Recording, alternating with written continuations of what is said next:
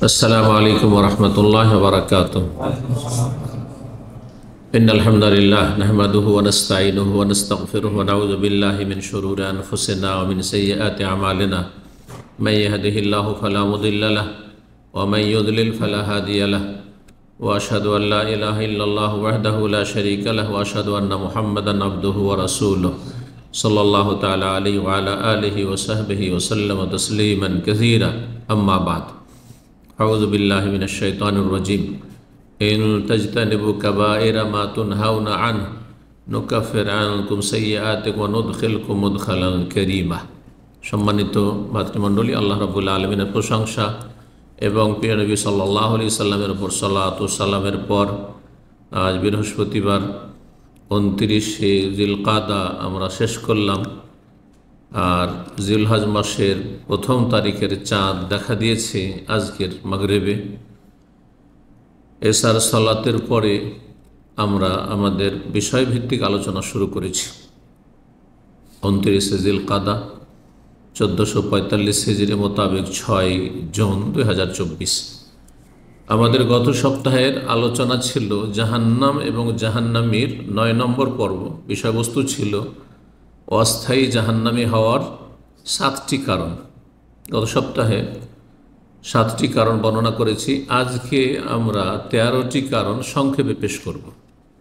আর মোট 20টি কারণ অস্থায়ী জাহান্নামী হওয়ার আমরা আমাদের আলোচনা করেই এই আলোচনা সমাপ্ত করব। যদিও জাহান্নামে যাওয়ার আরও অনেক কাবিরা গুনাহ রয়েছে যেগুলি জাহান্নামে যাওয়ার কারণ, শুধু এই 20টিতে সীমিত নয়, বরং 70-এর কিছু বেশি হবে বা 70 বা তার কাছাকাছি হবে যেগুলি কাবিরা গুনাহ। কাবায়ের ওপরে যারা কিতাব লিখেছেন, যেমন ইমাম জাহাবি রহমতুল্লাহর কিতাবুল কাবায়ের রয়েছে, শেখুল ইসলাম মোহাম্মদ আবদুল্লাহ রাহিমাহুল্লাহরও কিতাব রয়েছে। তো ইমাম জাহাবি রাহিমাহুল্লাহ তাতে নিয়ে এসেছেন যে 7টি ধ্বংসাত্মক গুনাহ, কিন্তু কাবিরা গুনাহ 70-এর বেশি।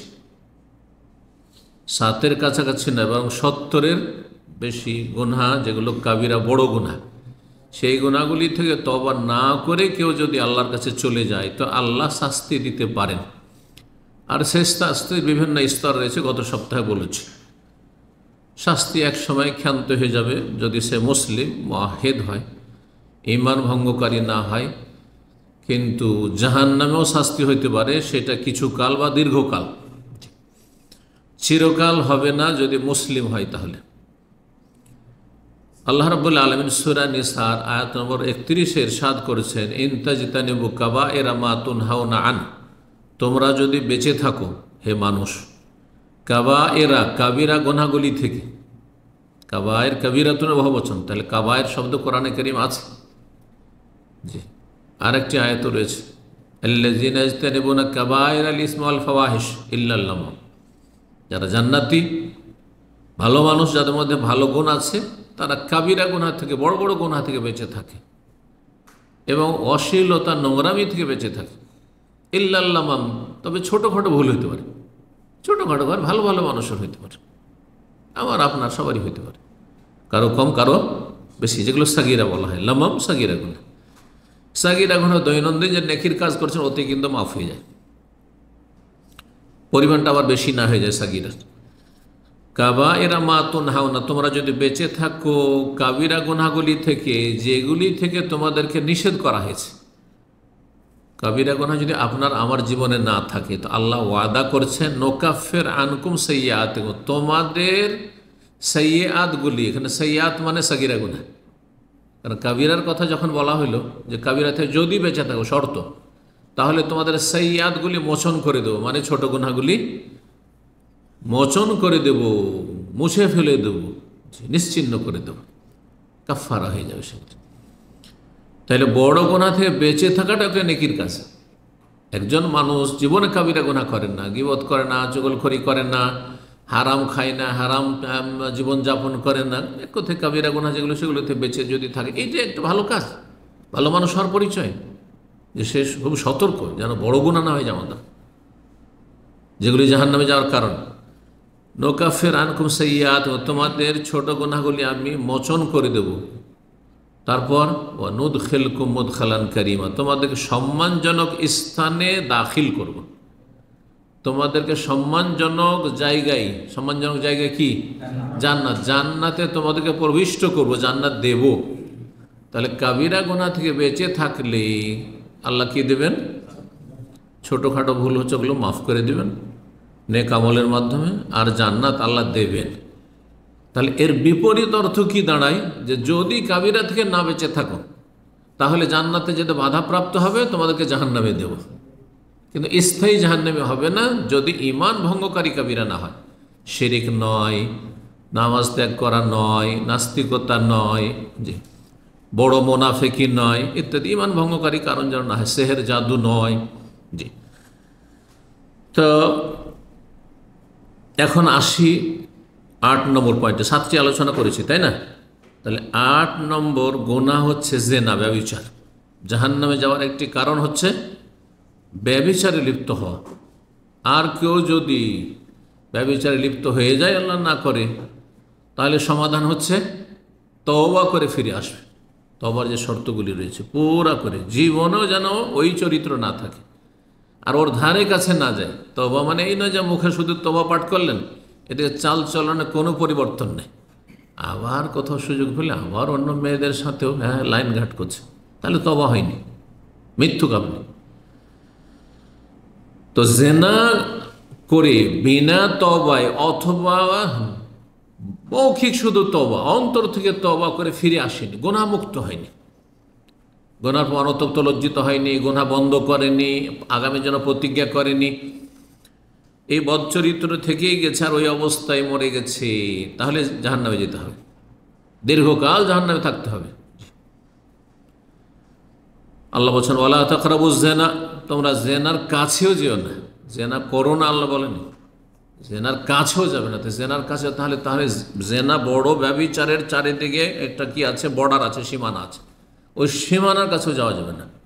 জেনা ব্যভিচারের কাছাকাছি যাওয়া হচ্ছে বেগানা মহিলার সাথে কথা বলা, বেগানা মহিলার সাথে কোথাও সফর করা, একই রিক্সাতে, বান্ধবীর সাথে কলেজ যাওয়া, সিনেমা দেখতে যাওয়া, অথবা নির্জনতা ইত্যাদি ইত্যাদি, তাদের চেহারার দিকে বারবার তাকানো, তাদের সাথে চ্যাটিং করা ইত্যাদি ইত্যাদি। অপ্রয়োজনীয় বেগানা মহিলার সাথে কথা বলা, বেগানা পুরুষের সাথে কথা বলা, বেহায় বেপর্দা চলাফেরা করা বা বেহায় বেপর্দা যেসব চলে তাদের সাথে চলাফেরা, প্রেম করা। আজকাল প্রেম করাকে পবিত্র প্রেম বলা হচ্ছে। এই নোংরাদের কাছে প্রেমও নাকি 2 ভাগে বিভক্ত। পবিত্র প্রেম যদি লুচ্চামি করেন বিয়ে করার উদ্দেশ্যে, লুচ্চামি করে বিয়ে করে নেব, তাহলে হচ্ছে পবিত্র প্রেম। আর যদি আপনি গাদ্দারি করে দেন তো ওইটা নাকি অপবিত্র প্রেম। এটা নাস্তিকদের কথা, এটা সেকুলারদের কথা, এটা ইসলামের শত্রুদের কথা, এটা কাফেরদের কথা। ভালো করে শোনেন, কোন মুসলিম এ কথা বলতে পারে না। যদি বলে তাহলে সে মুসলিম থাকবে না। কিসের মুসলিম তুমি যে নোংরামিকে 2 ভাগে ভাগ করো? নোংরামি আবার 2 ভাগ হয়, পায়খানা 2 ভাগ হয়, একটা পবিত্র পায়খানা, একটা অপবিত্র পায়খানা। বেগানা মেয়ের সাথে রিলেশন, আপনার যোগাযোগ কিসের জন্য? ওই নোংরামের জন্য। এটি হচ্ছে পায়খানার মতো। পায়খানা যেমন 2 ভাগ হয় না, ঠিক তেমনই নোংরামি, জেনা, ব্যভিচার আর তার ভূমিকা হ্যান্ডশেক করা বেগানা মহিলার সাথে ইত্যাদি ইত্যাদি যতগুলি রয়েছে, এগুলো হচ্ছে জেনার কাছে যাও। জেনার কাছেও যাবে না যেগুলো জেনার দিকে নিয়ে যায় ধীরে ধীরে। ইন্নাহু কানা ফাহিশা, কারণ জেনা ব্যভিচার হচ্ছে বড়ই নোংরামি, নোংরামি কাজ, নোংরা লোকের কাজ, নিকৃষ্ট লোকের কাজ, অশ্লীলতা, ওয়াসা সাবিল, এবং বড় মন্দ রাস্তা। দুনিয়াতে মন্দ রাস্তা যে জেনাকারীকে সুস্থ মস্তিষ্কের সমাজ কখনো সম্মানের নজরে দেখে না, নিকৃষ্ট মনে করে। বেনামাজিও যদি হয় আজকাল মুসলিম সমাজের, কিন্তু চরিত্র ভালো। আর যদি গ্রামে কোনো লুচ্চা থাকে জেনাকারী, তো ওকে কোনোদিন সম্মানের দৃষ্টিতে দেখে না, নিকৃষ্ট মানের লোক মনে করে, তাই না? সামাজিক অপরাধ এটি। এমনকি অমুসলিম হিন্দুদের মধ্যেও, অমুসলিমদের মধ্যেও যাদের মধ্যে জেনাকে জেনা বলা আছে, তারা জেনাকারীকে ভালো নজরে দেখে না, নিকৃষ্ট মনে করে, নোংরা চরিত্রের মনে করে। দুনিয়ায় খারাপ রাস্তা আর আখিরাতে খারাপ রাস্তা, খারাপ জায়গা হচ্ছে জাহান্নাম। তাহলে সাআ সাবিলা, এই রাস্তা হচ্ছে জাহান্নামের রাস্তা। এই রাস্তা হচ্ছে কিসের রাস্তা? ব্যভিচারের রাস্তা হচ্ছে জাহান্নামের রাস্তা। সূরা বনী ইসরাঈল আয়াত নম্বর 32। সহিহ বুখারীতে 1297 নম্বর হাদিস, নবী সাল্লাল্লাহু আলাইহি ওয়াসাল্লামের স্বপ্নের হাদিস। বিভিন্ন দৃশ্যগুলো দেখেছেন, জাহান্নামীদের দৃশ্য। তার মধ্যে একটি দৃশ্য দেখেছিলেন যে কিছু নর নারী উলঙ্গ হয়ে আগুনের একটি তন্নুর, মানে বড় বিশাল চুলহা, জাহান্নামের আগুনের চুলহা, আর তাতে জ্বলতে আছে। একবার করে ওপর দিকে উঠে চলে আসছে, আবার নিচে চলে যাচ্ছে। যখন আগুন আপ ডাউন করছে তখন এ দেখার পরে শেষ যখন ফেরেশতা বলতে লাগলেন এসবের বিবরণ, বললেজি রাআইতাহু ফি সাকবি, যেসব মানুষকে, নর নারীকে তুমি ওই যে গর্তে দেখলে, যেই গর্ত ছিল আগুনের গর্ত বা আগুনের তন্নুর, ফাহমুজ্জুনাত, এরা হচ্ছে জেনাকারী, ব্যভিচারকারী। তাহলে ব্যভিচারকারীদেরকে উলঙ্গ বিবস্ত্র অবস্থায় নবী সাল্লাল্লাহু আলাইহি ওয়াসাল্লাম কিসে দেখেছেন? জাহান্নামে দেখেছেন। যখন জাহান্নামের দৃশ্য দেখানো হয়েছে নবী সাল্লাল্লাহু আলাইহি ওয়াসাল্লামকে স্বপ্নযোগে। মেরাজেও বিভিন্ন দৃশ্য দেখানো হয়েছে নবী সাল্লাল্লাহু আলাইহি ওয়াসাল্লামকে। তো যেগুলো এই ধরনের দৃশ্য, গায়েবের দৃশ্য দেখানো হয়েছে, কিছু মেরাজও দেখানো হয়েছে, কিছু স্বপ্ন দেখানো হয়েছে। এই হাদিসটিতে স্বপ্নের কথা রয়েছে। 9 নম্বর জাহান্নামে যাওয়ার কারণ, সেটি হচ্ছে সমকামিতা। পুরুষে পুরুষে যৌনাচার করা, নারীতে নারীতে যৌনাচার করা বড়ই নোংরামি, জেনার চাইতে নিকৃষ্ট কাজ এটি।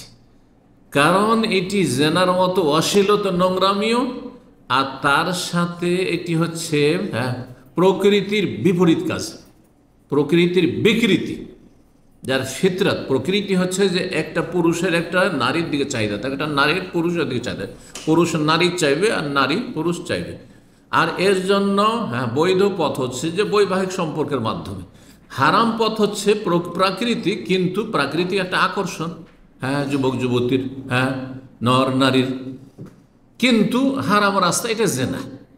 আর পুরুষ পুরুষের দিকে আকর্ষণ, যৌনাচার করা, নারী নারীর সাথে যৌনাচার করা, এটি হচ্ছে প্রকৃতির বিকৃতি, মাস্ক হয়ে যাওয়া। যেমন কুকুর, শিয়াল, বানর আর শুকুরে মানুষকে যদি বিকৃত করা হয়, ঠিক তেমনি ওই রকমই এদের চরিত্রটা কুকুর, শিয়াল, বানরের চাইতে নিকৃষ্ট হয়ে গেছে। তো এই জন্য সমকামিতা এমন একটি পাপ, আল্লাহ বলছেন ওয়ালা তাকরাবুল ফাওয়াহিশা মা যাহারা মিনহা মা বাতান, তোমরা অশ্লীলতার কাছেও যাবে না। অশ্লীলতা যেমন ব্যভিচার, তেমন অশ্লীলতা সমকামিতা। অশ্লীলতা হচ্ছে বিবস্ত্র, ন্যাংটা হয়ে চলাফেরা করা পুরুষদের। অশ্লীলতা হচ্ছে যতটা শরীরের মার্জিতভাবে ঢেকে রাখতে হয় ততটা ঢেকে রাখো না, এগুলি হচ্ছে অশ্লীলতা। প্রকাশ্যে হোক অথবা গোপনে হোক। এই না যে প্রকাশ্যে তো খুব ভদ্র, কিন্তু ভিতরে নোংরামি না, এটাও না। ঘরে নোংরামি, নির্জনে আপনি ব্লু ফিল্ম দেখছেন, পর্নোগ্রাফি দেখছেন, খারাপ ছবি দেখছেন আপনি, না। প্রকাশ্য হোক আর গোপনে হোক, সেই অশ্লীলতা তার কাছে যেও না। যালিক ওয়াসাকুম বিহি, আল্লাহ এ ওসিয়ত করেছেন। আরও কিছু কথা বলার পর এই আল্লাহর ওসিয়ত, আল্লাহর নির্দেশ, আল্লাহ স্বয়ং নির্দেশ দিচ্ছেন, ওসিয়ত করছেন যে অসিয়ত সমকামিতার কাছে যেও না, জেনা ব্যভিচার কাছে যেও না। লাআল্লাকুম তাকিলুন, যাতে করে তোমরা একটু বুঝার চেষ্টা করো, উপলব্ধি করো। সূরা আনআম আয়াত নম্বর 151। সমকামিতা সম্পর্কে আল্লাহ রাব্বুল আলামিন বেশ কিছু আয়াতে লূত আলাইহিস সালামের সম্প্রদায় যে এই সমকামিতা, নোংরামিতা লিপ্ত ছিল, তার আগে মানব জাতি আদম আলাইহিস সালাম থেকে শুরু করে এই লূত আলাইহিস সালামের জাত পর্যন্ত কোনো মানুষ কল্পনা করেনি যে পুরুষে পুরুষে যৌনাচার হয়। এরা প্রথম কাজ শুরু করেছে, এই নোংরামি শুরু করেছে। রব্বুল আলামিন সূরা আরাফ আয়াত নম্বর 160 এবং সূরা আরাফের আয়াত নম্বর 28 বলছেন, লূত আলাইহিস সালামের ভাষায়, যেহেতু লূত আলাইহিস সালামকে এই কাফের, এক তো কাফের, তাদের অপরাধ ছিল কুফরি সবচেয়ে বড় অপরাধ, আর তারপরে বড় অপরাধ ছিল আরও অন্য অপরাধের সাথে সমকামিতা। আল্লাহ বলছেন আতাতুনাল ফাহিশাতা, তোমরা এই নোংরামি করে থাকো।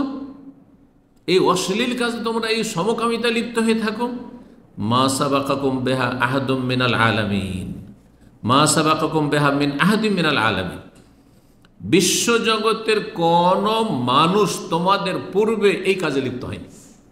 তাহলে কোরআনে আল্লাহ জানিয়ে দিয়েছেন, নাহলে আমরা কি করে জানতাম যে প্রথম এই সমকামিতে লিপ্ত হয়েছে লূত আলাইহিস সালামের কওম, এবং যত গজবপ্রাপ্ত ধ্বংসপ্রাপ্ত জাতি ধ্বংস হয়েছে, সমুদ জাতি ধ্বংস হয়েছে, আদ সম্প্রদায় ধ্বংস হয়েছে, আর তারপরে ফেরাউনের সেনাবাহিনী ধ্বংস হয়েছে, কত বড় জালেম ছিল। আর লূত আলাইহিস সালামের জাতি ধ্বংস হয়েছে, কিন্তু সবচেয়ে কঠিন শাস্তি দিয়ে আর কয়েক শাস্তি দিয়ে, ট্রিপল শাস্তি দিয়ে আল্লাহ ধ্বংস করেছেন লূত আলাইহিস সালামের এই সমকামী নোংরা জাতিকে। কারণ তাদের অপরাধ হচ্ছে মারাত্মক অপরাধ, প্রকৃতি বিরোধী অপরাধ। যে একটা পুরুষের দিকে যৌন আকর্ষণ থাকবে, এটা কেমন কথা হয়? আউযুবিল্লাহ।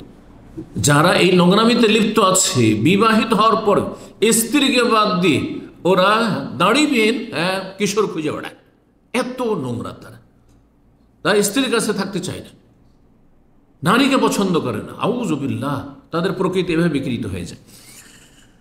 তো রব্বুল আলামিন বলছেন যে বিশ্বজগতের কোন মানুষ তোমাদের পুরো এইরকম অপরাধ করে না। নবী সাল্লাল্লাহু আলাইহি ওয়াসাল্লাম হাদিস জানেন, হাদিস বলছে ইযা রাআইতুম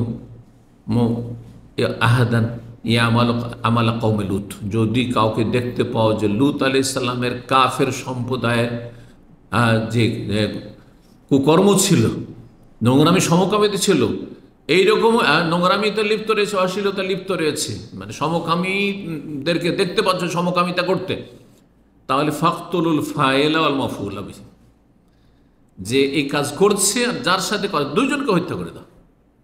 এখানে বিবাহিত অবিবাহিতার পার্থক্য করা হয়নি।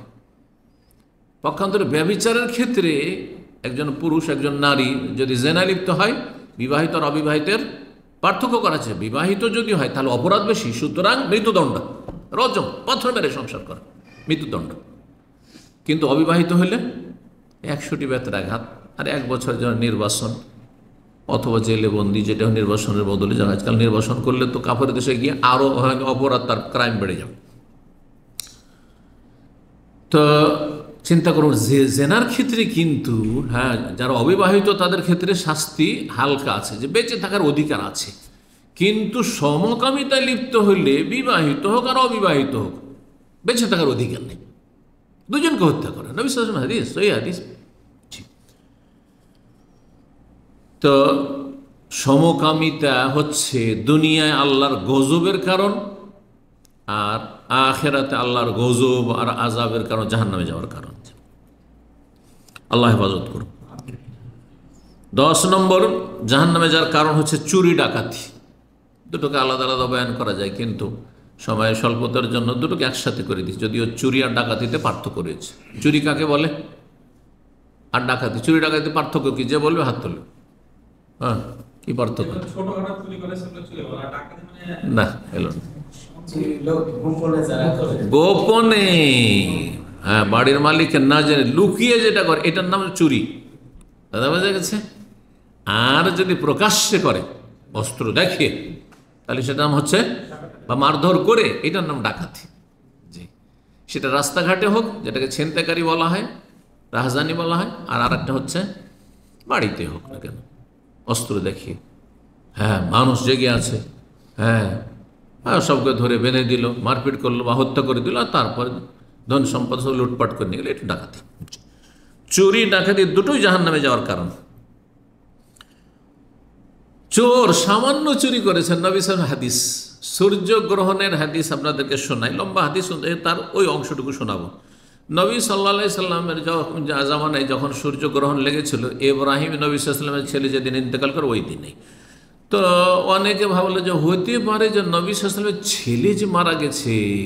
তা আমাদের যে পরম্পরা, আমাদের একটা বিশ্বাস, মানে কুফরি আমলে ছিল আরব কাফের মুশরিকদের, যে কোনো মহামানব যদি জন্ম হয় অথবা মারা যায় তো কি হতে পারে, সূর্যগ্রহণ লাগতে পারে, অথবা পৃথিবীতে বড় ধরনের কোনো কিছু একটা ঘটলে। তো এই যে আজকে মারা গেছে, মনে হতেও পারে নবী সাল্লাল্লাহু আলাইহি ওয়াসাল্লাম সংশয় নিরসনের কারণে এবং এই জাহিলি ধ্যান ধারণা দূর করার জন্য, কারণ কিছু কুসংস্কার থেকেই যেতে পারে, মানুষ আগাছা তো থেকেই যেতে পারে, ক্লিন করার প্রয়োজন আছে। বললেন সেই ভাষণে, ইয়া আইয়ুহান নাস মানব ইন্নামা শামসু ওয়াল কামার আয়াতান মিন আয়াতিল্লাহ, সূর্য আর চন্দ্র আল্লাহর নিদর্শনাবলীর অন্তর্ভুক্ত। ওয়া ইন্নাহু লা ইয়ানকাসিফান লিমাউতি হায়াতিন ওয়ালা লি আহাদিন ওয়ালা লি হায়াতিহি, কোন মানুষের মৃত্যুর কারণে অথবা জন্মের কারণে, ভূমিষ্ঠ হওয়ার কারণে সূর্য চন্দ্রগ্রহণ লাগে না। ফাইজা রাআইতুম শাইআম মিন যালিক, যদি তোমার চন্দ্র সূর্যগ্রহণ দেখতে পাও, ফাসাল্লু সালাত আদায় করো হাত্তা তানজালিয়া, যতক্ষণ পর্যন্ত সূর্যগ্রহণ চন্দ্রগ্রহণ শেষ না হচ্ছে। আর তারপরে বলছেন যে মা মিন শাইইন তুআদুনাহু ইল্লা কাদ রাআইতুহু ফি সালাতি হাযি, আমি যে সূর্যগ্রহণের সালাত আদায় করেছি সেই সময় তোমাদের সাথে যা কিছু আল্লাহ ওয়াদা করেছেন শাস্তির অথবা জান্নাতের সব দৃশ্য দেখলাম। নামাজ পড়াচ্ছেন কিসের? সূর্যগ্রহণের, আর জান্নাতের দৃশ্য সামনে চলে এসছে, সামনের দিকে একটু এগিয়ে গেছেন। জাহান্নামের দৃশ্য সামনে চলে এসে পেছন দিকে সরে গেছেন রাসূলুল্লাহ সাল্লাল্লাহু আলাইহি ওয়াসাল্লাম। যেমন টিভির পর্দায় আমরা পৃথিবীর বিভিন্ন সিনারি দেখি, ঠিক ওই রকমই নবী সাল্লাল্লাহু আলাইহি ওয়াসাল্লাম সালাত অবস্থায় 1400 বছর আগে দেখেছেন জান্নাতের দৃশ্য আর জাহান্নামের দৃশ্য। বলছেন তোমাদের সাথে যা কিছু প্রতিশ্রুত হয়েছে তা আমি এখানে এই সালাত অবস্থায় দেখতে পেয়েছি। তারপরে লাকাদ জিয়া বিন্নার, আমার সামনে আগুন জাহান্নাম নিয়ে আসা হলো। ওয়াজালেকুম, কখন ওইটা শোনো, আমি সালাত অবস্থায়, ওয়াজালেকুম হেইনা রাআইতুম, যখন আমাকে দেখেছিলে যে সালাত অবস্থায় দাঁড়িয়ে আমি তাখারত, পিছনে সরে গেলাম, আগুন জাহান্নামের দেখে দাউ দাউ করে জ্বলছে, পিছনে সরে গেছি। এটা মানুষের প্রকৃতি। মূসা আলাইহিস সালাম জানছেন যে জাদুর সাপ, এই লাঠি আর রশি কি ছিল ওগুলো, লাঠি রশি জাদু, আসলে বাস্তবতা নেই। তারপরে যখন বড় বড় অজাগর সাপ হয়ে যখন চলে আসছে ধেয়ে, তখন এমন পালা পালাইতে লেগেছেন, ওয়াল্লা মুদবিরান ওয়ালাম ইয়াক্তুব, কোরআন ভাষায় এমন পালাইতে শুরু করেছে একটু ঘুরেও দেখেন না কেমন পালা পালাচ্ছেন। এটা মানুষের প্রকৃতি, ভয় লাগবেই। জি, হঠাৎ করে একটা সাপ দেখলে ভয় লাগবে না? সাপ ভয় লাগবে না। তো আমি পিছনে সরে গেছিলাম। মাখাফাতান ইউসিবানি, আমি এই আশঙ্কা, এই ভয় যে আমাকে যেন স্পর্শ না করে আগুন, হ্যাঁ আমার গায়ে যেন আগুন লাগে, জামিল্লা ফিহা হাত্তা রাআইতু ফিহা সাহিব আল মেহজান, জাহান্নামের আগুনে যা দেখলাম তার একটি দৃশ্য হচ্ছে ওই বাঁকা, অগ্রভাগ বাঁকা লাঠিওয়ালা চোরকে দেখলাম। এই যে আজকাল খুতবা দেওয়ার জন্য যে লাঠি ব্যবহার করা হয়, কাছাকাছি এইরকমই লাঠি, কিন্তু এতে তো পুরোটাই ধরেন আপনার বেত থাকছে অথবা কাঠ থাকছে, তাই না? ওতে হ্যাঁ প্রাচীন যুগ কী হয়তো, একটা কাঠের লাঠি আছে আর তার অগ্রভাগে লোহা লাগানো আছে, ধারালো লোহা লাগানো আছে। তো এই লোহা লাগানো লাঠি নিয়ে একজন কি করত, হজের মৌসুমে ভিড় ভাড়ে চলাফেরা করত। আসলে চোর সে, আসলে চোর। আর তারপরে দেখতে যে কারো ঘাড়ের ওপর একটা কাপড় আছে, ওই কাপড় চুরি করতো শুধু। হ্যাঁ, এটা জামা ঘাড়ে দিয়ে, আগেকালে গরিব মানুষরা কী করতে জানেন, গেঞ্জি গায়ে দিয়ে, হ্যাঁ বরযাত্রী যেত গেঞ্জি গায়ে দিয়ে, আর একটা জামা, আমরা ছোটোকালে দেখছি একটা জামা, গ্রামাঞ্চলে যারা কৃষি কাজ করতো সবার বাড়িতে জামা থাকতো না, তখন একটু সচ্ছল যারা পরিবার তাদের কাছ থেকে জামা কাপড় ধার নিয়ে যেত, এখন জামা কাপড় ধার নিয়ে গেছে, যদি ব্যবহার করে ময়লা করে আবার ধুয়ে দিতে হবে, তো ওই ঘাড়ে করে নিয়ে যেত। আর নিয়ে যাওয়ার পরে আর পরের জামা তো নিয়ে গিয়ে তারপরে একটু হয়তো ওই মজলিসে যখন বসছে একটু ব্যবহার করলো তো করলো না, তো গাড়ি করে নিয়ে ফিরে চলে আসলো। বুঝতে পারছেন? তো এইটাই যদি আজকে থেকে 40-50 বছর আগে এরকম অবস্থা থাকে, এত অভাব থাকে মানুষের, এরকম অবস্থা থাকে, তাহলে 1400 বছর আগে মানুষ গাড়ি করে হয়তো কাপড় চোপড় নিয়ে আছে। এ করতো কি, ওর ওই যে আঁকড়াটা আছে ওর এতে লাঠিতে, ওইটা লাগিয়ে দিত, ঠিক করে লাগিয়ে দিল, ভিড় ভাড়ে, তারপরে ওতে বেঁধে গেল কাপড়টা, তো নিয়ে টান দিল, আর তারপরে নিয়ে হ্যাঁ আউটসে মধ্যে। এইভাবে কাপড় চুরি করতো মানুষ, হাজিদের কাপড় চুরি করতো। তাহলে বোঝা গেল যে এমনি চুরির চাইতে হাজিদের যদি কেউ চুরি করে তাহলে সে মারাত্মক অপরাধী চোর। জি, জাহান্নামে সামান্য এইসব কিছু চুরি করতো। ইয়াজুর কুসবাহু ফিন্নার, সে তার নাড়ি ভুঁড়িকে জাহান্নামে নিয়ে টানা হাঁচড়া করছে, নাড়ি ভুঁড়ি বেরিয়ে গেছে আর নাড়ি ভুঁড়ি নিয়ে সে টানা হাঁচড়া করছে। আল্লাহু আকবার। ঘটনা কি ছিল? বলছে কানা ইয়াসরিকুল হাসে, হাজিদের চুরি করতো, বেমেহজানিহি, তার এই অগ্রভাগ বাঁকা বিশিষ্ট লাঠি নিয়ে। এই লাঠি দিয়ে কি করতো? সে চুরি করতো। ফাইন ফতেন আলাহু, যদি টের পেয়ে গেল, যারে এটা টান দিল কে, টের পেয়ে কালা ইন্নামা তাআল্লাক বিমাজি, ও সরি সরি, দুঃখিত, আমার এতে লেগে গেছে, আমি খেয়াল করিনি ভাই। ওয়াইন গোফেল আনহ, আর যদি উদাসীন হয়ে গাফিল থেকে গেল, জাহাবাবি, তাহলে সে কাপড় চুরি করে নিয়ে উধাও হয়ে গেল। পকেট মাররা এরকমই করে, হাত ঢুকিয়ে দিয়েছে, আর তার ভাই হট করে ধরেন, ও ভাই ও ভিড় ভাড়ে খেয়াল করেনি, ভুলে গেছে। হ্যাঁ জি, সহিহ মুসলিম 1508 নম্বর হাদিস। ডাকাত সম্পর্কে সূরা মায়েদার আয়াত নম্বর 33 আল্লাহ কঠিন শাস্তির কথা আল্লাহ বলেছে, দুনিয়া এবং আখিরাত। দুনিয়াতে কঠিন শাস্তি ডাকাতদের আর চোরদের, আর আখিরাতে কঠিন শাস্তি। ইন্নামা জাযাউল্লাযিনা ইউহারিবুনাল্লাহ ওয়া রাসূলাহু ওয়া ইয়াসআউনা ফিল আরদি ফাসাদান আন ইউকাত্তালু আও ইউসাল্লাবু আও তুকাত্তা আইদিহিম ওয়া আরজুলুহুম মিন খিলাফ আও ইউনফাউ মিনাল আরদি যালিকা লাহুম খিজয়ুন ফিদ দুনিয়া ওয়া লাহুম ফিল আখিরাতি আযাবুন আযীম। বলছেন যে যারা আল্লাহ এবং রাসূলের বিরুদ্ধে বিদ্রোহ করে, এই বিদ্রোহী কারা? হ্যাঁ, মুসলিম সরকারের বিরুদ্ধে যারা খারেজি, তারাও যেমন সামিল এতে। হ্যাঁ, দেশে অশান্তি সৃষ্টি করে, নাশকতামূলক কাজ করে, আর খুন খারাপা করে, ইত্যাদি ইত্যাদি, রক্তপাত করে, এরাও সামিল।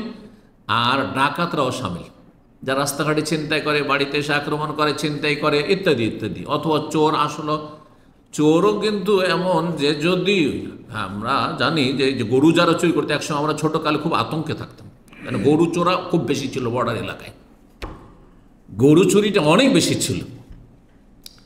তো গরু যদি নিয়ে পালিয়ে গেল তো গেল, আর যদি বাড়িওয়ালা টের পেয়ে যায় তাহলে আরো ভাগ্য খারাপ, ওকেও মারবে, গরুও যাবে, খুন করে দিয়ে চলে গেল। ওয়াসআউনা ফিল আরদি ফাসাদান, পৃথিবীতে যারা ফাসাদ সৃষ্টি করে, অশান্তি সৃষ্টি করে, বিপর্যয় সৃষ্টি করে, বিশৃঙ্খলা করে, তাদের শাস্তি, দুনিয়ার শাস্তি আইয়ুকাত্তালু, হয় তাদেরকে হত্যা করা হবে, মৃত্যুদণ্ড। যদি মুসলিম শাসক মনে করে ডাকাতকে মৃত্যুদণ্ড দেবো, দিতে পারবে। ইউকাত্তালু আও ইউসাল্লাবু, অথবা শুলে চড়ানো, শুলিতেও চড়াইতে পারে, ফাঁসিতে চড়াইতে পারে।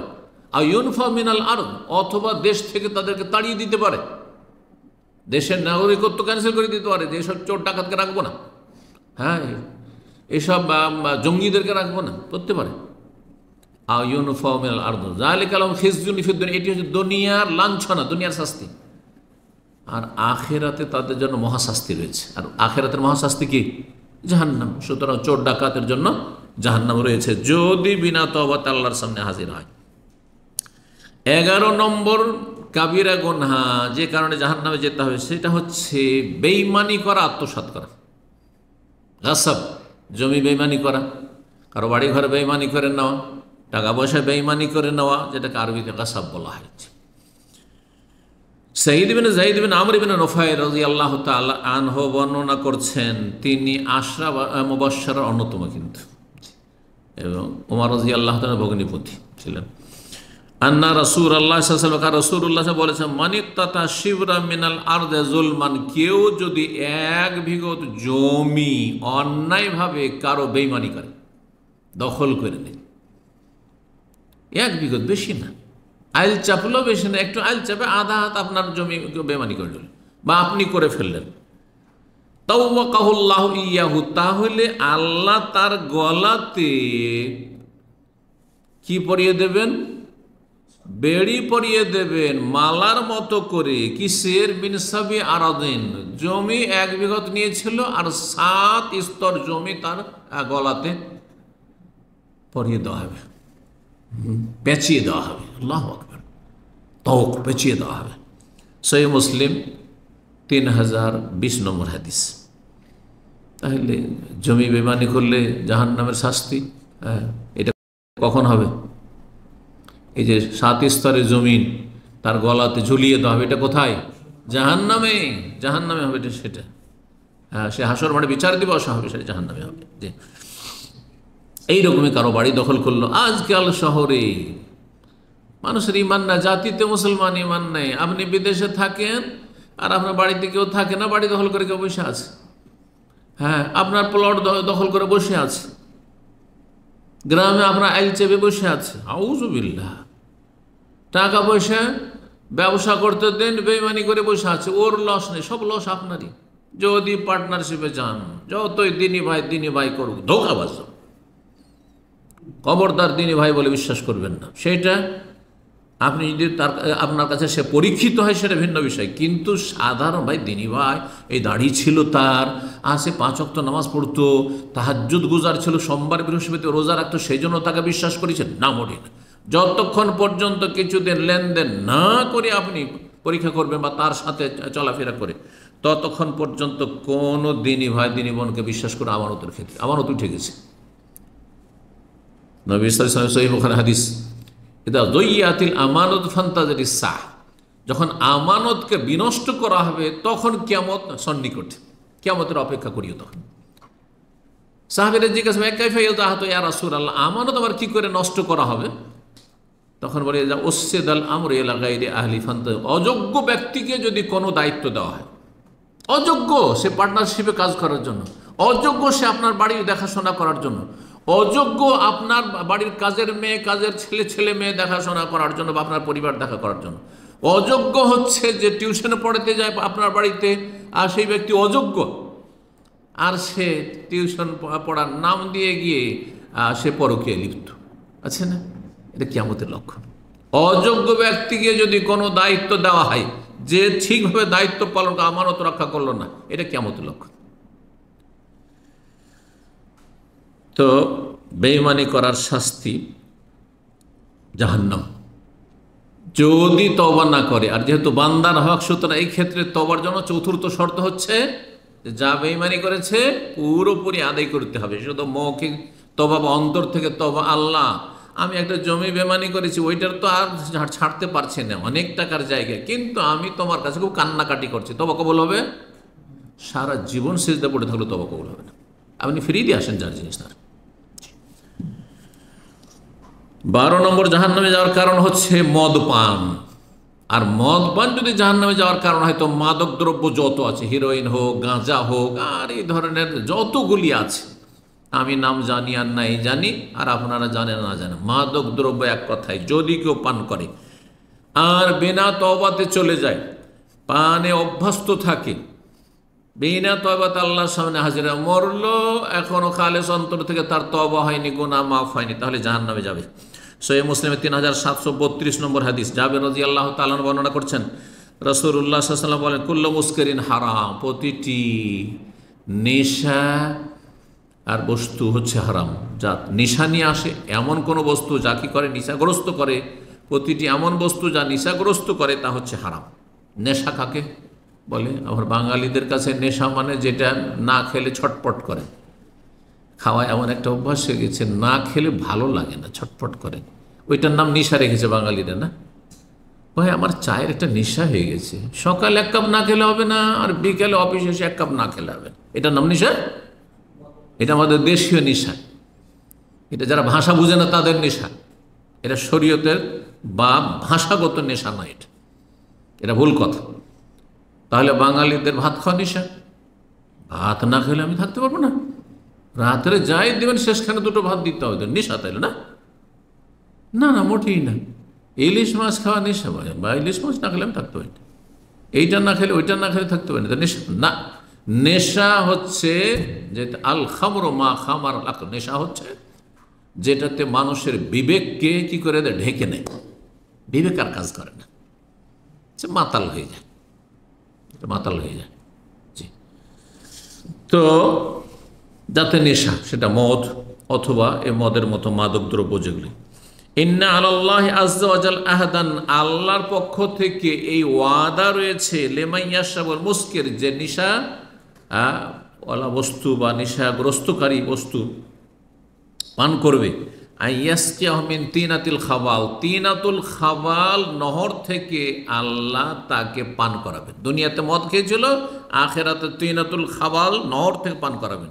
কালু ইয়া রাসূলুল্লাহ, সাহাবী হে আল্লাহ, সমা তিনাতুল খাবাল, তিনাতুল খাবাল আবার কি জিনিস? কালা আরাকু আহলিন নার, জাহান্নামীদের রক্তপুঞ্জ আর ওসারা তো আহলিন নার, বর্ণনাকারী ওসারা বলেছেন। ওসারা মানে হচ্ছে শরীর থেকে যেগুলো নিংড়িয়ে রক্ত আর পুঁজ বেরোচ্ছে যখন জ্বলছে তখন সেগুলি পান করাবেন। আল্লাহু আকবার। তার মানে জাহান্নামে জ্বলতে থাকবে আর তাদের খাদ্য পানি হবে কি? এই রক্তপুঞ্জ, জাহান্নামীদের রক্তপুঞ্জ, এই মদখোরদের। 13 নম্বর জাহান্নামে যাওয়ার কারণ হচ্ছে যে কোনো জুলম অত্যাচার, যে কোনো রকমের জুলম অত্যাচার হোক না কেন, সেটা আর্থিক জুলম হোক আর সেটা শারীরিক হোক, মানসিক টর্চার হোক, মানসিক হোক, যেভাবে হোক না কেন জুলম অত্যাচার। এই মর্মে সহিহ মুসলিমের 4678 নম্বর হাদিস আমরা আপনাদের শোনাই। আবু হুরায়রা রাদিয়াল্লাহু তাআলা আনহু বর্ণিত, তিনি বলছেন যে আন্না রাসূলুল্লাহ সাল্লাল্লাহু আলাইহি ওয়াসাল্লাম রাসূলুল্লাহ বলেছেন আতাদরুনা মানিল মুফলিস। একদিন বললেন নবী সাল্লাল্লাহু আলাইহি ওয়াসাল্লাম, তোমরা জানো যে সর্বহারা কে? মুফলিস ফুলুস থেকে, ফুলুস মানে কি? ফুলুস মানে পয়সা কড়ি, পয়সাকে কি বলে? ফুলুস। আর মুফলিস মানে যার কাছে পয়সা নেই, একটা পয়সা নেই, একটা পয়সা কড়ির নেই, তার মানে সে হচ্ছে সর্বহারা, নিঃস্ব। নিঃস্বকে তোমরা চেনো? কালু, তখন তারা বলে আল মুফলিস ফিনা মাল্লা দিরহাম ওয়ালা মাতা, আমাদের মাঝে মুফলিস, আমরা সর্বহারা বা নিঃস্ব ওকে বলি যার কাছে না কোনো একটা পয়সা আছে আর না কোনো তার কাছে মালপত্র আছে, কোনো সামানও নেই, তার কাছে কিছুই নেই, সে সর্বহারা। ফাকাল, আল্লাহ বলেন না না না, আমি ওইটা উদ্দেশ্য করিনি, এটা তো দুনিয়ার নিঃস্ব বা সর্বহারা।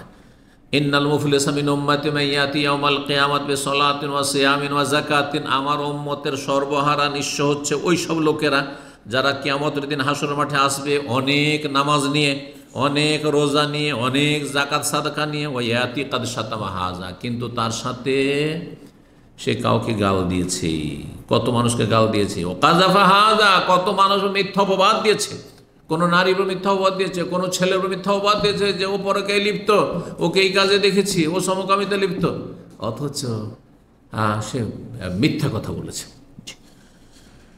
যে কোনো মিথ্যা, বা ও চোর, যে কোনো মিথ্যা অপবাদ আর কি। ও আকালা মালা হাজা, কারো ধন সম্পদ বক্ষণ করেছে, ওয়াসাফা গাদামা হাজা, কারো রক্তপাত করেছে, কাউকে খুন করেছে, ওদারাবা হাজা, কাউকে মারধর করেছে, বিভিন্ন রকমের জুলম অত্যাচার করেছে। যারা প্রশাসনে আসে বিশেষ করে তারা নিজের ক্ষমতার বলে কত লোক জুলম অত্যাচার করে, একটা নির্দোষী আসামিকে পিটিয়ে পিটিয়ে জবরদস্তি স্বীকার করে। জালেম, জালেম জাহান্নামে যেতে হবে। হাসানাতিহি, এখন আখিরাতে তো আর টাকা পয়সা কারো নাই, কিন্তু পেমেন্ট করতে হবে। এই জন্য আমি বলি যে ধার যারা নিচ্ছেন আর টাকা দিচ্ছেন না, ভালো করে শোনেন, অথবা যারা ধার দিয়েছেন আর আশাই ছিলেন যে দিয়ে দেবে কিন্তু দিল না, ওকে দিতেই হবে, ওকে দিতেই হবে। হয় দুনিয়াতে দিক, তাহলে টাকা পয়সা দিয়ে দিয়ে মুক্তি পেয়ে যাবে অল্প দিয়ে, আর না হলে আখিরাতে দিতে হবে, আপনার লস নেই, ধৈর্য ধরুন।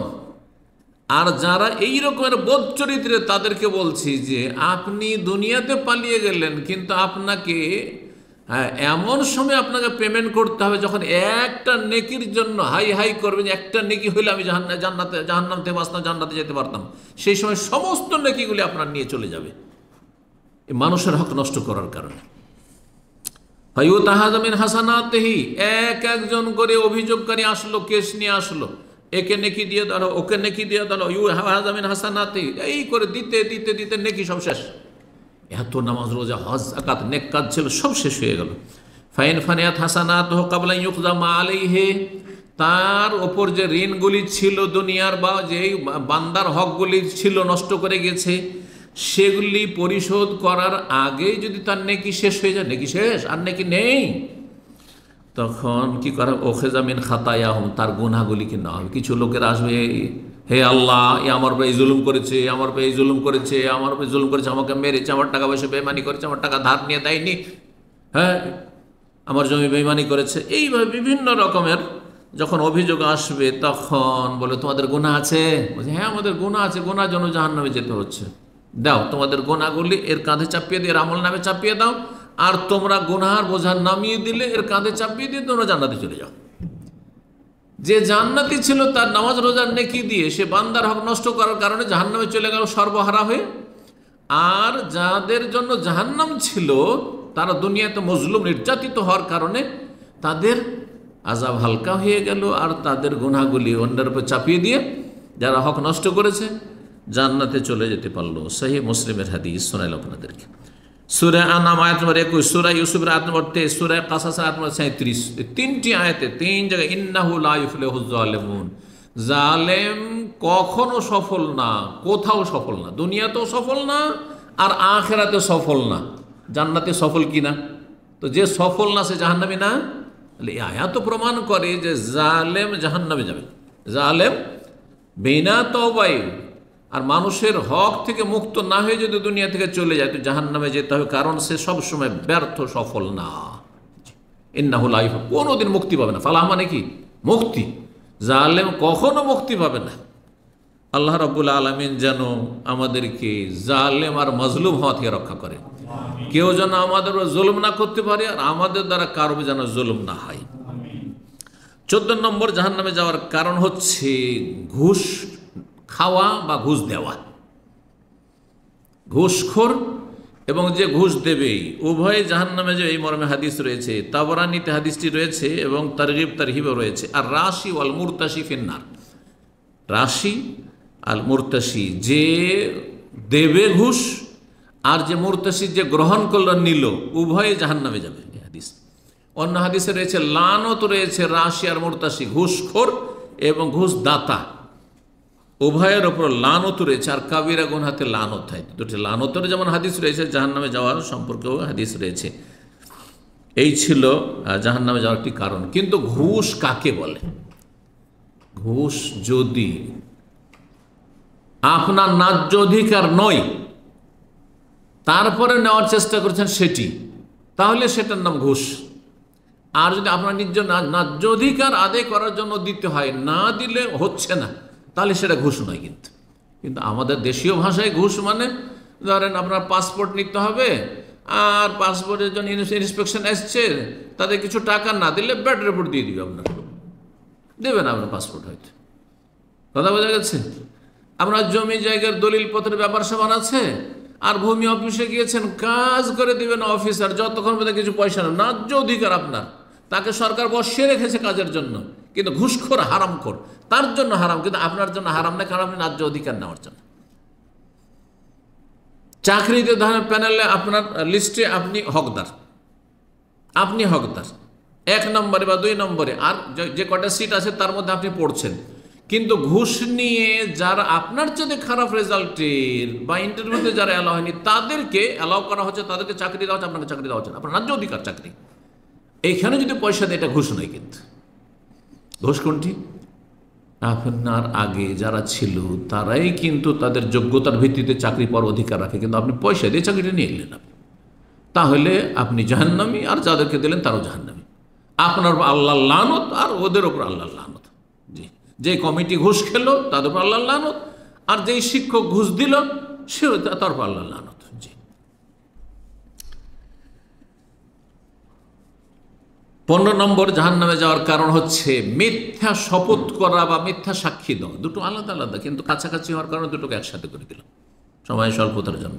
মিথ্যা কসম যদি কেউ করে, ধরেন এমন একটা অপরাধ করেছে, চুরি করেছে মোবাইল, হ্যাঁ, বা কারো স্বর্ণ, হ্যাঁ, রুমমেট চুরি করেছে, এখন দেখছে যে আমার সন্দেহ করতে লেগেছে, তো আমি কী করবো? তুই কসম করে যদি বলতে পারিস, হয়তো ধার্মিক কসমের গুরুত্ব আছে, কিন্তু ওর গুরুত্ব নেই, চোরের গুরুত্ব নেই কসমের।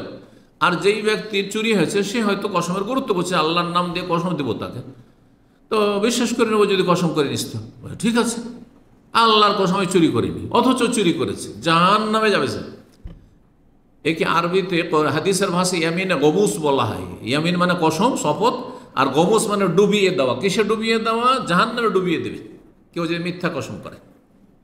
কেউ মিথ্যা কসম করে, যেখানে অপরাধ করেছে আর তারপরে কসম করে সে মুক্ত হয়ে গেল, এইটা জমি তার নয়, আল্লাহর কসম এটা আমার, জাহান্নামে যাবে। এক তো বান্দার হক নষ্ট করলো, হ্যাঁ, ওই বেঈমানি করলো, আরেকটা হচ্ছে কসমের কারণে। তো একজনের জাহান্নামে যাওয়ার জন্য কয়েকটা কারণ হইতে পারে।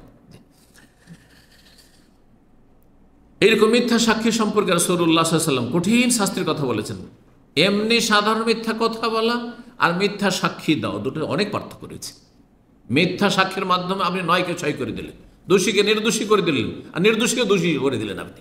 জি, ভালো মানুষকে অপরাধী বানিয়ে দিলেন।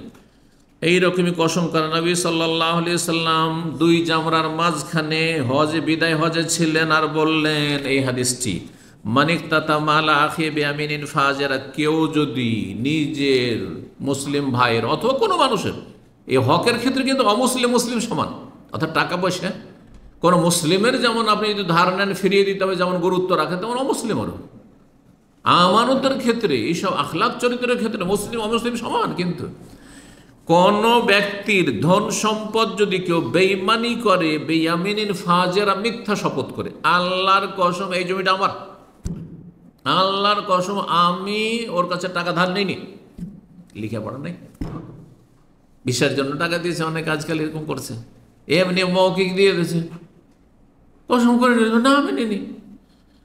যদি এমনটা করে ফালিয়াতাবাওয়া মাকআদাহু মিনান নার, সে যেন জাহান্নামে তার স্থান তৈরি করে নিক, জাহান্নামে তার জায়গা তৈরি করে নিল নিজেই।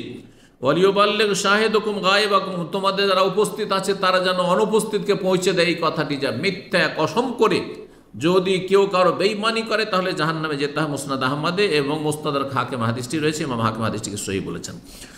16 নম্বর জাহান্নামে যাওয়ার কারণ হচ্ছে বিচার বিভাগে অবিচার করা। যারা বিচার বিভাগে আছেন, সে আদালতের বিচার হোক, সরকারি আদালতের বিচার হোক, কোর্টের বিচার হোক, অথবা সামাজিক বিচার সালিস হোক, বিচার সালিস করতে গিয়ে আপনি ম্যাটারটাকে, বিষয়টাকে জানলেন না, ব্যাস আপনার আগে থেকে টার্গেট তৈরি আছে যে একে জিতাবো একে হারাবো, একে জিতাবো একে হারাবো। গ্রামের যেগুলো গ্রাম্য সালিস হয়, কিন্তু আগে থেকে তারা ফাইনাল করে নেয়। কিছু মণ্ডল মাতব্বর আছে, কিছু নেতা মাথা, মেম্বার চেয়ারম্যান প্রধান থাকে, এরা কি করে, এর আগে থেকে ফয়সালা ডিসাইড করে যে কি করতে হবে। রে আগে যুক্তি হয়ে গেছে যে এই বেটাকে একে না, একে শাসাইতে হবে, একে পানিশমেন্ট করতে হবে।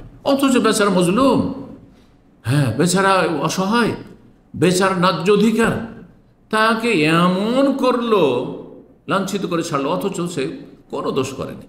আর যে দোষী ছিল তাকে জিতিয়ে দিল, জাহান্নামে যেতে হবে।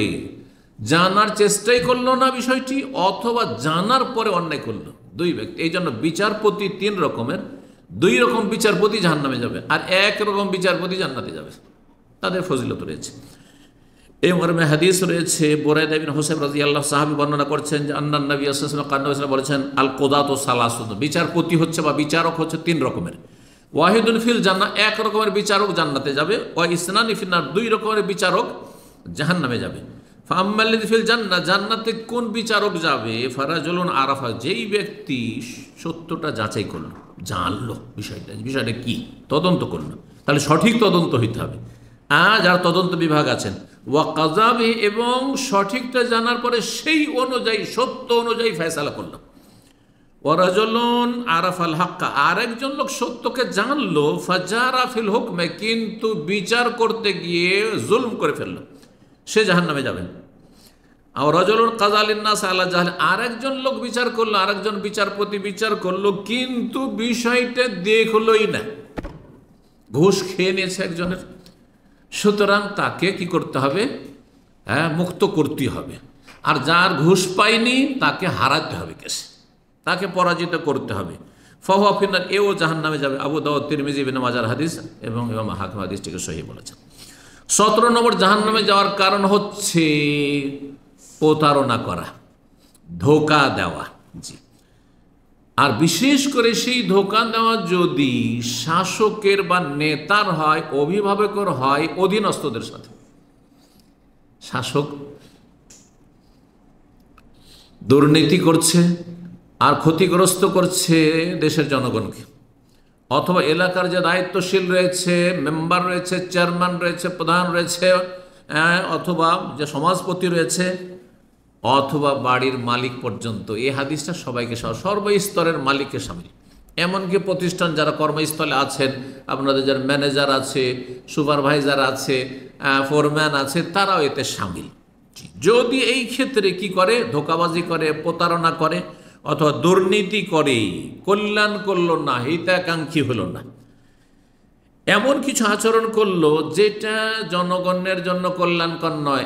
এমন অভিভাবক যে স্বামী বা বাড়ির মালিক, সে এমন কিছু করলো যেটা স্ত্রীর কল্যাণও নয়, ছেলে মেয়ের কল্যাণ, তাদের অকল্যাণ করলো, অমঙ্গল করলো, জাহান্নামের দিকে ঠেলে দিলেন। স্ত্রী বড় পর্দানাসীন ছিল, বিয়ে করে নিয়ে আসেন তখন, কিন্তু আপনি অসৎ, বন্ধু বান্ধব আসতে লাগলো, না তোকে আসতে হয় বন্ধুদের সামনে, না হইলে আমার মান ইজ্জত চলে যাবে। অনেকে করছে কিন্তু দিনদার ধার্মিক মেয়েকে নিয়ে আসছে, আর তারপর বন্ধুরা আসলে তাদের সাথে একাকার করে দিচ্ছে, তাদের সামনে এসে আপ্যায়ন করতে হবে, খাবার পরিবেশন করতে হবে, আর এইসব করতে গিয়ে সেই মহিলার চরিত্র খারাপ হয়ে গেল। ছেলে মেয়েদেরকে মিশনারি কাফেরদের স্কুল কলেজে লেখাপড়ার জন্য দিল, আর তারপর ছেলে মেয়েগুলো নাস্তিক হয়ে গেল, বেদিন সেকুলার হয়ে গেল, ধর্ম ত্যাগ করলো, বেদিন হয়ে গেল, আল্লাহ পরকাল সম্পর্কে সন্দিহান হয়ে গেল, অবিশ্বাসী হয়ে গেল। তাহলে জাহান্নামে যেতে হয় এরকম বাপকে, এরকম মাকে, এরকম দায়িত্বশীলকে, হ্যাঁ, এইভাবে এইরকম স্বামীকে। জি, বহু উদাহরণ হতে পারে। হাদিস মাহবুব ইবনে ইয়াসার রাদিয়াল্লাহু তাআলা বর্ণনা করছেন, বলছেন যে সামিউতুন নবী সাল্লাল্লাহু আলাইহি ওয়াসাল্লাম, আমি নবী সাল্লাল্লাহু আলাইহি ওয়াসাল্লাম বলতে শুনেছি, মা মিন আবদিন ইয়াস্তারইহিল্লাহু আলা রাইয়্যাহ, কোন বান্দাকে যদি কার ওপর আল্লাহর দায়িত্ব দিয়ে থাকেন, দায়িত্ব দিয়েছেন, সে দায়িত্ব বাড়ির অভিভাবক হোক, আর কোনো কোম্পানি প্রতিষ্ঠানের মালিক হোক, অথবা কোনো এলাকার অঞ্চলের মালিক হোক, অথবা কোনো দেশের মালিক হোক, আল্লাহ যদি কাউকে জনগণের ওপর বা কিছু মানুষের ওপর আল্লাহ দায়িত্ব দিয়ে থাকেন, ইয়ামুতু ইয়ামা ইয়ামুতু ওয়া গাশুন লিরাইয়াতিহি, কিন্তু সে মারা গেল এমন অবস্থায় যে সে তার অধীনস্থদের সাথে সে খেয়ানত করলো, প্রতারণা করলো, দুর্নীতি করলো, ইল্লা হারামাল্লাহু আলাইহিল জান্নাহ, জান্নাত আল্লাহ তাদের উপর হারাম করে দেবে। এইরকম দায়িত্বশীল, অসৎ দায়িত্বশীল যারা, তাদের জন্য জান্নাতকে কি করবেন? হারাম করে দেবেন। তাহলে আপনার স্ত্রী, আপনার ছেলে মেয়ে প্রাকৃতিক অবস্থায় ছিল, খুব ভালো দিনদার ছিল, কিন্তু আপনার কারণে ছেলে মেয়েগুলো খারাপ হয়ে গেল, স্ত্রী খারাপ হয়ে গেল, তাহলে আপনাকে জাহান্নামে যেতে হবে। জি, এইরকমই কর্মচারী, এরা ভালোই কাজ করছিল, সততার সাথে কাজ করছিল, কিন্তু তাদের উপরে জুলম অত্যাচার করলেন, তাদের হক নষ্ট করলেন, তাদের খেয়ানত করলেন, তাদের ভালো কল্যাণ করলেন না, আপনি হিতাকাঙ্ক্ষী হইলেন না, এসবকেও সামিল। এইরকমই দেশের যারা রাষ্ট্রনায়ক বা বিভিন্ন রাষ্ট্রীয় দায়িত্ব রয়েছে, তারা যদি যথাযথ নিজ দায়িত্ব পালন না করে, যার ফলে দেশ আরও খারাপ হয়ে চলে যাচ্ছে, আরও খারাপ হয়ে চলে যাচ্ছে, তাহলে তাদের উপর এমনটাই হবে। যেমন নবী সাল্লাল্লাহু আলাইহি ওয়াসাল্লাম হাদিস, সহিহ বুখারী মুসলিমের হাদিস, মুত্তাফাক আলাইহি, বুখারী মুসলিমের হাদিস। 18 নম্বর জাহান্নামে যাওয়ার কারণ হচ্ছে ঋণ নিয়ে ঋণ পরিশোধ না করা। টাকা পয়সা নিলেন, কর্জা নিলেন, আর তোর দেওয়ার কথা নেই, দেওয়ার কথা নেই, না চাইলে তো দেবেন না, আর চাওয়ার পরেও দিচ্ছেন না। আজকাল অধিকাংশ ভাইরা যারা দিবেও, তারা তাদের মধ্যে ত্রুটিটা বলছি, ও তো চাইনি এখন, তার মানে ওর দরকার নেই। আপনারই দরকার টাকা পয়সা, না ওর দরকার নেই, ও চাইতে হবে অভদ্র, তাহলে দেবেন আপনি।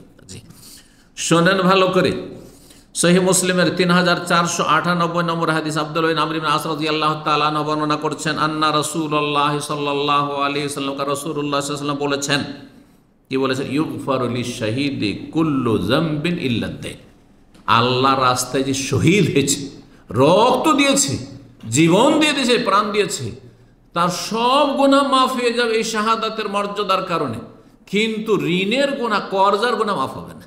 মানুষের টাকা পয়সা নিয়ে রেখেছে আর দেয়নি, এই গুনাহ মাফ হবে না, কারণ এটা বান্দার হক। আল্লাহর হকগুলো আল্লাহ মাফ করে দেবেন।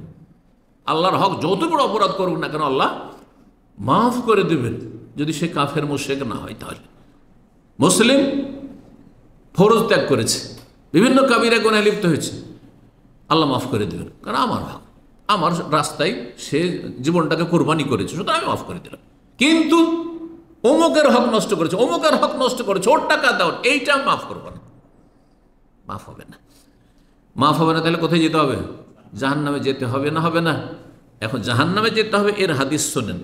হাদিসটি আবু কাতাদা রাদিয়াল্লাহু তাআলা আনহু বর্ণনা করেছেন, আর হাদিস মুসনাদ আহমদে রয়েছে, বাইহাকিতে রয়েছে, তাবরানীতে রয়েছে। হাদিসটি হাসান, নির্ভরযোগ্য হাদিস। হাদিসের ঘটনা হচ্ছে যে একজন সাহাবী মারা যায়, আর তার ওপর কর্জা ছিল, কত টাকা জানেন? কত টাকা চিন্তা করুন, মাত্র 2 দিরহাম। দিরহাম এক রৌপ্য মুদ্রা, স্বর্ণ না, রৌপ্য মুদ্রা। আর রৌপ্য মুদ্রার দিরহাম হচ্ছে আপনার কি 4 আনা 25 পয়সা। তার মানে রূপার আধা ভরি, আধা ভরি রূপা। তাহলে রূপা আজকাল চাঁদির দাম দেখেন তো বেশি না, 100টা রিয়ালের বেশি হয়তো হবে না। স্বর্ণকাররা বলতে পারবে 100টা রিয়ালের বেশি হয় না, মাত্র এই কয়টা টাকা ছিল, 2 দিরহাম মাত্র। তার উপর থেকে গেছে ঋণ, কর্জা। নবী সাল্লাল্লাহু আলাইহি ওয়াসাল্লাম জানাজা সামনে চলে এসেছে, জানাজা পড়াবার জন্য এসে গেছেন।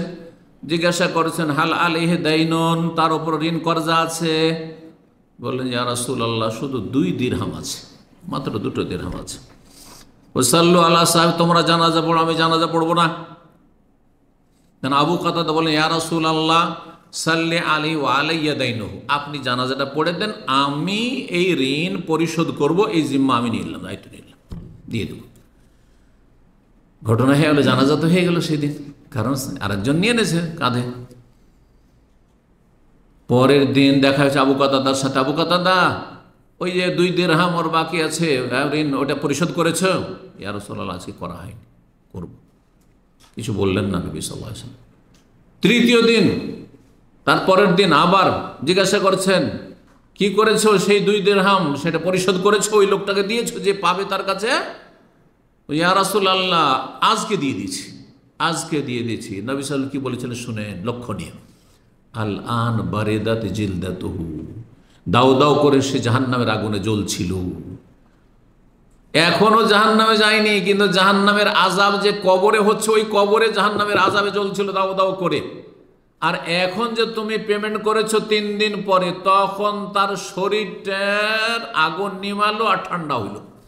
বারিদা বার্দ থেকে, বার্দ মানে তো বুঝছেন, মানে ঠান্ডা হওয়া, জিলদুন মানে চামড়া, শরীর, তার শরীরটা এখন ঠান্ডা হইল আগুনটা নেমে গিয়ে। আল্লাহু আকবার। মাত্র 2 দিরহাম, 50-100টা রিয়ালের জন্য যদি জাহান্নামে যেতে হয়, তাহলে যারা এইভাবে টাকা পয়সা নিয়ে থেকে যাচ্ছেন, হ্যাঁ, আপনি কি নিশ্চিত যে আপনি বাঁচবেন? হ্যাঁ, আর দিতে পারবেন? অথবা আপনি কি নিশ্চিত যে আপনি মরে গেলে আপনার স্ত্রী দেবে, আপনার ছেলে মেয়ে দেবে? আর এটা কি অজুহাত হইল যে আমি মরে গেলে আমার স্ত্রী ছেলে মেয়ে দেবে? না, মোটেই না, আপনাকে দিয়ে যেতে হবে। আজকাল কোথায় পাবেন, নিজেই দিচ্ছেন না আপনি, আর আপনার স্ত্রী দেবে, আপনার ছেলে মেয়ে দেবে? ও তো পয়সার লোভ হয়ে গেছে। জি, কখনো দেবেন না। সুতরাং এই রকমের অপরাধ করবেন না যে মানুষের হক নষ্ট করার কারণে জাহান্নামে যেতে হয়। আপনার বড় বড় নেকির পাহাড় থেকেও জান্নাতে যেতে পারবেন, কারণ শহীদের মর্যাদার চাইতে বড় নামাজির মর্যাদা নাই। হ্যাঁ, কারণ নামাজি যে জীবন কোরবানি করেনি, রোজাদার জীবন কোরবানি করে, শহীদ জীবন কোরবানি করেছে, তারপরও তার ঋণের গুনাহ মাফ হয়নি। হাদিস দেখলেন। 19 নম্বর জাহান্নামে যাওয়ার কারণ হচ্ছে স্বর্ণ বা চাঁদির পাত্র ব্যবহার করা। স্বর্ণ চাঁদির, মহিলাদের গয়না চলবে, কিন্তু স্বর্ণ চাঁদির বোতলে যদি গ্লাসে পানি খাই, স্বর্ণ চাঁদির যদি কাপে আমি চা খাই, কফি খাই, জুস খাই, বলেন, অথবা বিছানা, খাট বিছানা, অথবা টেবিল, আমার কলম যদি স্বর্ণের হয়, গোল্ডের হয়, চাঁদির হয়, চলবে না। পুরুষদের জন্য গয়না পর্যন্ত হারাম, আর মহিলাদের জন্য গয়না পর্যন্ত হালাল। গয়নার বাইরে কিন্তু মহিলারও হালাল নয়, ভালো করে মনে রাখবেন। জানা আছে না নেই? নাকি আজকে ক্লিয়ার হইল? আশা করি জানা আছে, যারা নিয়মিত আসছে না, নতুন ভাইদের হয়তো জানা নেই, ভালো করে শুনে রাখেন। জি, তো যদি কেউ স্বর্ণ চাঁদির পাত্র ব্যবহার করে খাওয়ার ক্ষেত্রে, পানীয়র ক্ষেত্রে, উম্মে সালামা রাদিয়াল্লাহু তাআলা আনহা বর্ণনা করছেন, নবী সাল্লাল্লাহু আলাইহি ওয়াসাল্লাম বলেছেন আল্লাযী ইয়াশরাফি আনিয়াতিল ফিদ্দাতে, কেউ যদি রূপা চাঁদির বর্তনে পান করে, ইন্নামা তুজার ইউজারজিরু ফি বাতনিহি নারা জাহান্নাম, তাহলে জাহান্নামের আগুন তার পেটে ঢুকাইল। সে রূপার চাঁদির পাত্রে পান করলো না, পানাহার করলো না, বরং কি করলো, জাহান্নামের আগুন পেটে ঢুকালো। সহিহ বুখারী 5203, সহিহ মুসলিম 3846 হাদিস। সহিহ মুসলিমের আরেকটা হাদিসে স্বর্ণ চাঁদি দুটোরই কথা রয়েছে। বলছেন রাসূলুল্লাহ ইন্নাল্লাযী ইয়াকুলু আও ইয়াশরাবু ফি আনিয়াতিয যাহাব ওয়াল ফিদ্দা, যেই ব্যক্তি স্বর্ণ বা চাঁদির পাত্রে পানাহার করে, ইন্নামা ইউজারজিরু ফি বাতনিহি নারা জাহান্নাম, সেই ব্যক্তি নিজের পেটে জাহান্নামের আগুন ঢুকায়। আল্লাহু আকবার। 20 নম্বর আরো সর্বশেষ জাহান্নামে যাওয়ার কারণ হচ্ছে মেয়েদেরকে অথবা বোনদেরকে মিরাস থেকে পরিত্যক্ত ধন সম্পদে বঞ্চিত করা। বাপের ধন সম্পদ, মায়ের ধন সম্পদ বোনদেরকে দিলেন না, আপনি মহরম করলেন, অথবা 9-6 করে হাতে তুলা দিলেন, তোরা 1 বিঘা করে নিয়ে নিবি রে, আর ভাইয়েরা সব 10 বিঘা 20 বিঘা, অথবা ভিটে মাটি তোরা তো পাবি না, কারণ এটা তো আমাদের। আজকাল যতই মুসল্লি দেখেন আমাদের দেশে, যেটা ভিটামিটি মাটি অথবা দোকানপাট অথবা দামি দামি জায়গা রোড সাইডে, এগুলো পজিশন আছে, এগুলো কোটি কোটি টাকার সম্পদ, সেগুলো কার জন্য? ছেলেদের জন্য, পুরুষদের জন্য, আর মহিলাদের জন্য ওই মাঠে ঘাটে হাত তোলা তোকে দিয়ে দেবো 1-2 বিঘা, ওইটি নিয়ে নিস। আউযুবিল্লাহি মিনাশ শাইতানির রাজিম। জাহান্নামে যেতে যেতে কোনো সন্দেহ নেই। বোনদেরকে বঞ্চিত করা, বাপ মা ঠিকই ছিল, বলছে আমরা মারা যাওয়ার পরে ভাগ ঠিকভাবে করে নিবে, কিন্তু গায়ের জোরে বোনদেরকে বঞ্চিত করে দিল, তোরা নিবি না নিবি না। অনেকে তো বাপ মা যখন অসুস্থ হয় তখন তাদের কাছ থেকে আগে দলিল করে নেয়, টিপসই নিয়ে নেয়। জি, আউযুবিল্লাহ। জাহান্নামে যাওয়ার কারণ কোরআন স্পষ্ট ভাষায় আল্লাহ বলছেন, সূরা নিসার আয়াত নম্বর 11 থেকে নিয়ে 14 পর্যন্ত মিরাসের আয়াতগুলি রয়েছে, মাসাইলগুলি রয়েছে। শুরু করেছেন ইউসিকুমুল্লাহু ফি আওলাদিকুম লিযাকারি মিসলু হাযিল, আল্লাহ তোমাদেরকে ওসিয়ত করেছেন, আল্লাহর ওসিয়ত, এইভাবে ভাগ করবে। আল্লাহ নিজে ভাগ করে দিয়েছেন, কিন্তু ভাগ কারো ওপর ন্যস্ত করেননি যে তোমরা ইনসাফ করবে, তোমাদের বিবেক দিয়ে কাজ করবে, এমন কথা বলেননি। বরং আল্লাহ নিজেই ভাগ বন্টন করে দিয়েছেন। ছেলেকে 2 মেয়ের সমান, মানে মেয়ের দ্বিগুণ দেবে, আর তারপরে শুধু মেয়ে হলে 1 জন হলে কত, 2 জন বা ততোধিক হলে কত, ইত্যাদি এসব বর্ণনা করার পরে আরও কিছু মাসাইল, স্বামী স্ত্রীর কত পাবে, স্ত্রী স্বামীর কত পাবে, কোন অবস্থায় কত পাবে, ছেলে মেয়ে থাকলে কত পাবে, ছেলে মেয়ে না থাকলে কত পাবে, ইত্যাদি এসব বর্ণনা করার পরে আল্লাহ কি বলছেন শেষখানে শোনেন, তিলকা হুদুদুল্লাহ, এ হচ্ছে আল্লাহর সীমানা, আল্লাহর বর্ডার নির্ধারণ করা রয়েছে। ওয়া ইউতিল্লাহ ওয়া রাসূল, যে আল্লাহ এবং রসুলকে মানবে আর যারা এই বর্ডারের লক্ষ্য রাখবে, বর্ডারের হেফাজত করবে, ইউদখিলুহু জান্নাতিন তাজরি মিন তাহতিহা আল-আনহার, তাদেরকে আল্লাহ এমন জান্নাত দেবেন যেই জান্নাতের নিম্ন দেশে নহরসমূহ প্রবাহিত রয়েছে, সেখানে চিরকাল থাকবে। এটি হচ্ছে মহা সাফল্য, যালিকাল ফাউজুল আযীম। আর আয়াত নম্বর 14তে আল্লাহ বলছেন, ওয়া মান ইয়াসিল্লাহ ওয়া রাসূল, যারা আল্লাহ এবং রাসূলের নাফরমানি করবে, তারা কোরআনের ভাগ করলো না, নিজের মতো করে ভাগ করলো।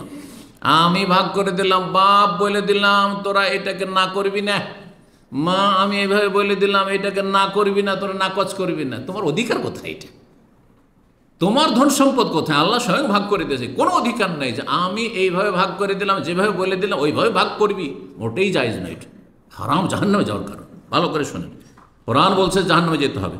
ওয়া মান ইয়াসিল্লাহ ওয়া রাসূল, যে আল্লাহ এবং রাসূল নাফরমানি করবে, ওয়া ইয়াতাআদ্দা হুদুদাহু, সীমা লঙ্ঘন করবে, সীমানা পার করে যাবে, ক্রস করবে, ইউদখিলুহু নারান, তাকে আল্লাহ জাহান্নামে দাখিল করবেন, জাহান্নামে দেবেন। তাহলে যারা ঠিকভাবে ভাগ দেয় না ওয়ারিসিনদেরকে, উত্তরাধিকারীদেরকে, সেটা মেয়ে হোক অথবা বোনেরা হোক, অথবা এক ছেলেকে বেশি দিল আর এক ছেলেকে কম দিল, কোনো ছেলেকে দিল কোনো ছেলেকে বঞ্চিত করে দিল, ইত্যাদি ইত্যাদি।